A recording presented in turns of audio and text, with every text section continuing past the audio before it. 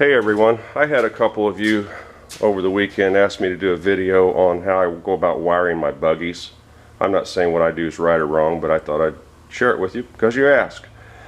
On this particular build I went with a 12 circuit fuse box. What I liked about this is one side of the box I have wired direct to the battery, so this is all hot, headlights, brake lights, horn. And the other side of the panel is key on power.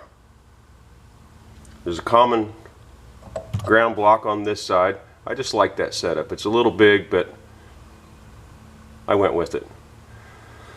So to bring power up to that fuse panel, I put this marine circuit breaker on the battery post of the starter, and then from there I run a 6-gauge wire up front to power the fuse block.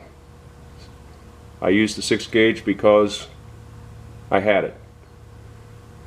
I also glued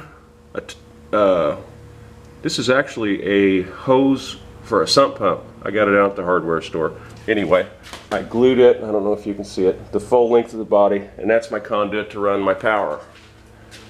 I use marine grade wiring for a few reasons. These are both 14-gauge wires. I don't know if you can tell, but the one on the left is the marine grade. It's tinned wire, so it's more corrosion resistant. There are more strands in the marine wire than some automotive wiring. I don't know if you can tell that, but there are. That does two things. It carries more current, and it also makes it more flexible. The marine wire also has a heavier shield on the outside. So with all those benefits, I don't see any reason to use anything but the marine wire. I use this chart here. It gives you your amps, gives your distance, and it gives you the wire gauge that you need to achieve that. I typically size a wire to 80% of its capacity. So in other words, if it'll carry 10 amps and I'm running 8 amps, I'll use that wire. Does that make any sense? I also like to use this label maker. It just kind of helps keep things organized. Okay, what else can we talk about with wiring? I use, once again, this is a marine switch for headlights. You pull it out once, it's for an anchor light. You pull it out the second time, it's for anchor and nav.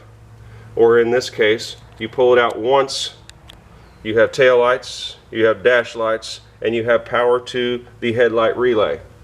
When you power up the headlight relay, pin 87A comes on. There's my low beam. When I pull this out to its second position, it hits the trigger wire. The trigger wire trips the relay and the power moves to pin number 87. So there you go. Low beam, high beam, one relay, done. What else? On the horn I did something a little different.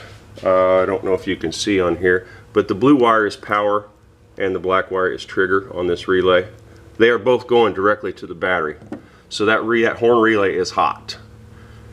And this white wire is the ground wire for the relay.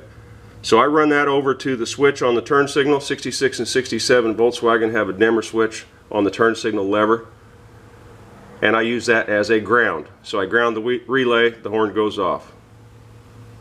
What else? I think that's about it. Not a lot to it.